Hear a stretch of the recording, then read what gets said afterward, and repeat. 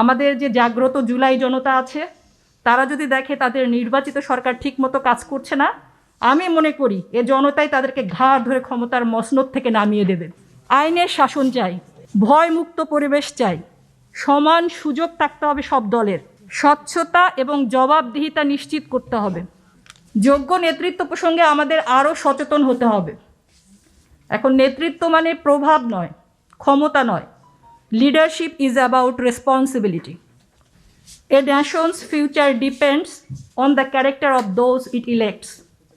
জাতির ভবিষ্যৎ নির্ভর করছে কাদের আমরা নির্বাচিত করছি তাদের উপরেই। চলুন দল মতের ঊর্ধ্বে উঠে দেশকে ভালোবাসি, সবার আগে বাংলাদেশকে রাখি, বাংলাদেশের স্বাধীনতা সার্বভৌমত্বে এক থাকি। 1971 সালে আমরা স্বাধীনতা অর্জন করেছি, আবার 2024 সালে আমরা দ্বিতীয় স্বাধীনতা পেয়েছি। আমাদের মনে রাখতে হবে মেজর জেনারেল অবসরপ্রাপ্ত এম এ জলিলের অমর উক্তি, অরক্ষিত স্বাধীনতাই পরাধীনতা। রাষ্ট্রীয় স্বাধীনতা যদি জনগণের রাজনৈতিক অধিকার, অর্থনৈতিক ন্যায় বিচার এবং জাতীয় সার্বভৌমত্ব রক্ষায় ব্যর্থ হয়, তবে সেই স্বাধীনতা কার্যত পরাধীনতা।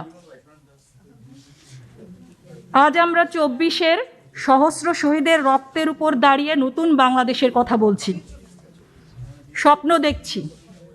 এটা শুধু স্বপ্ন নয়, এটা শুধু স্লোগান নয়, এটা আমাদের দায়িত্ব। এজন্যই আমরা চাই সুষ্ঠু নির্বাচন, কারণ সুষ্ঠু নির্বাচন ছাড়া গণতন্ত্র কেবল খোলস।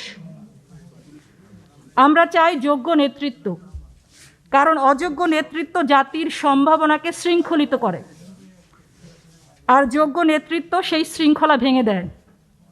ইতিহাস আমাদের শিখিয়েছে, the ballot is stronger than the bullet. ভোটই হচ্ছে একটি জাতির প্রকৃত শক্তি, অস্ত্র নয়। এখন সুষ্ঠু নির্বাচন বলতে আমরা কি বুঝি? সুষ্ঠু নির্বাচন মানে শুধু একটি দিনের আনুষ্ঠানিকতা নয়, এখানে জনগণের ইচ্ছার প্রতিফলন হতে হবে। এটি রাষ্ট্রের নৈতিক বৈধতা এবং ভবিষ্যতের দিক নির্দেশনা প্রদান করবে। মনে রাখতে হবে আমাদের, জনগণের সম্মতি ছাড়া ক্ষমতা কখনোই ন্যায়সঙ্গত হতে পারে না। তাই শুধু নির্বাচন হলেই হবে না, নির্বাচন হতে হবে অবাধ, নিরপেক্ষ এবং ভয়মুক্ত। Democracy is not just the right to vote, it is the right to live with dignity. যেখানে ভোট দেওয়ার অধিকার আছে কিন্তু মর্যাদা নাই, সেখানে গণতন্ত্র অপূর্ণ। আমরা মর্যাদার সাথে আমাদের ইচ্ছার প্রতিফলন ঘটাতে চাই নির্বাচনে। তাই সুষ্ঠু নির্বাচনের জন্য যদি আমি সাম আপ করি, আমরা কি চাই? আইনের শাসন চাই, স্বাধীন ও নিরপেক্ষ নির্বাচনী প্রতিষ্ঠান চাই, ভয়মুক্ত পরিবেশ চাই, সমান সুযোগ থাকতে হবে সব দলের, স্বচ্ছতা এবং জবাবদিহিতা নিশ্চিত করতে হবে। এগুলো কোনো পক্ষের দাবি নয়, এগুলো হচ্ছে আমাদের জাতির অধিকার। শহীদ শরীফ ওসমান হাদির মতের সাথে সম্মতি জানিয়ে আমিও দাবি জানাই, প্রতিটি ভোট কেন্দ্রে সিসিটিভি ক্যামেরা থাকতে হবে, যাতে জনগণ দেখতে পারে তাদের ভোট ঠিকমতো গণনা হচ্ছে এবং এখানে কোনো জালিয়াতি হচ্ছে না। যেমনটি আমরা করেছিলাম ডাকসু নির্বাচনে, আপনারা দেখেছেন সিসিটিভি ক্যামেরার মাধ্যমে প্রত্যেকটা স্টুডেন্ট দেখেছে বাইরে থেকে। এটা আমরা নিশ্চিত করতে চাই আমাদের জাতীয় নির্বাচনেও। আমরা যদি সৎ না হই, আমাদের রাজনীতিবিদরা যদি সৎ না হন, অন্তত সিসিটিভি ক্যামেরার ভয়ে যেন তারা সৎ থাকে। আমি উচ্চশিক্ষার জন্য চায়নাতে গিয়েছিলাম, তো সেখানে আমরা সর্বত্র হচ্ছে সিসিটিভি ক্যামেরা দেখতাম। তো আমরা মজা করে বলতাম চাইনিজরা ক্যামেরার ভয়ে সৎ। তো আমরা চাই আমাদের মধ্যে যদি ক্ষমতার লোভ থেকেও থাকে, অন্তত যেন আমরা ক্যামেরার ভয়েও সৎ থাকার চেষ্টা করি।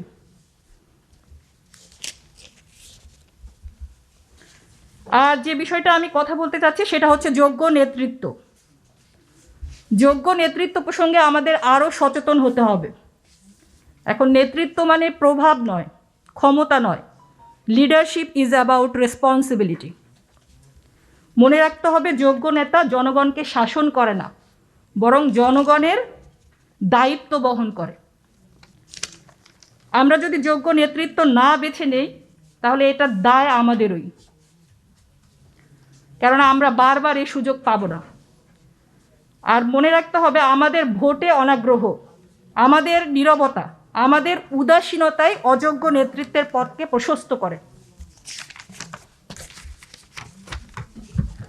তো নতুন বাংলাদেশে আমরা কেমন নেতা চাই, এই বৈশিষ্ট্য কোরআন নিজেই নির্ধারণ করেছে। নিশ্চয়ই সর্বোত্তম ব্যক্তি সে যে শক্তিশালী ও বিশ্বস্ত। সূরা কাসাস। এখানে শক্তি মানে হচ্ছে দক্ষতা, জ্ঞান, সিদ্ধান্ত নেয়ার সক্ষমতা। বিশ্বস্ততা মানে হচ্ছে সততা, তাকওয়া, পরহেজগারিতা এবং জবাবদিহিতা। তো এই দুটা গুণ, সে হবে শক্তিশালী এবং বিশ্বস্ত। যদি একত্রিত হয় আমাদের নেতৃত্ব হবে অসাধারণ। A nation's future depends on the character of those it elects. জাতির ভবিষ্যৎ নির্ভর করছে কাদের আমরা নির্বাচিত করছি তাদের উপরেই। আর সবশেষে মিডিয়ার ভাইদের মাধ্যমে আমি একটা অনুরোধ রাখতে চাই, এটা বাংলাদেশের রাজনৈতিক দলগুলোর প্রতি, বাংলাদেশের জাতীয় নেতৃবৃন্দের প্রতি। চলুন দল মতের ঊর্ধ্বে উঠে দেশকে ভালোবাসি, সবার আগে বাংলাদেশকে রাখি, বাংলাদেশের স্বাধীনতা সার্বভৌমত্বে এক থাকি।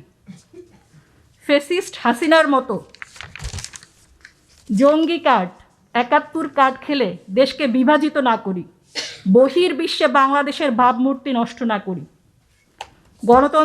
গণতন্ত্রের যাত্রাকে ব্যাহত না করি। আর মনে রাখতে হবে, আমাদের এ নির্বাচনই শেষ নির্বাচন নয়। ৫ বছর পর আবার নির্বাচন আসবে, হয়তো ৫ বছরও লাগবে না। আমাদের যে জাগ্রত জুলাই জনতা আছে, তারা যদি দেখে তাদের নির্বাচিত সরকার ঠিকমতো কাজ করছে না, আমি মনে করি এ জনতাই তাদেরকে ঘাড় ধরে ক্ষমতার মসনদ থেকে নামিয়ে দেবে। তাই চলুন সবাই একসাথে হাতে হাত রেখে শহীদ শরীফ ওসমান হাদির স্বপ্নের মতো সুন্দর নতুন বাংলাদেশ করি। এটাই হোক আমাদের আজকের প্রোগ্রামের প্রত্যাশা এবং আমাদের ভবিষ্যতের স্বপ্নের বাস্তবায়ন। বাংলাদেশ জিন্দাবাদ। ধন্যবাদ। এক সময় আমরা অনেক অযোগ্যতার ভিড়ে যোগ্যতা খুঁজতাম এবং অনেকটা হতাশ হয়ে ভোট দিতে যেতাম। এই পার্সপেক্টিভ, যে এই পরিপ্রেক্ষিত যেটা চেঞ্জ হয়েছে, এটাও আমাদের দেশের জন্য একটা অনেক বড় পজিটিভ পরিবর্তন এনেছে যোগ্য নেতৃত্ব নির্বাচনের ক্ষেত্রে।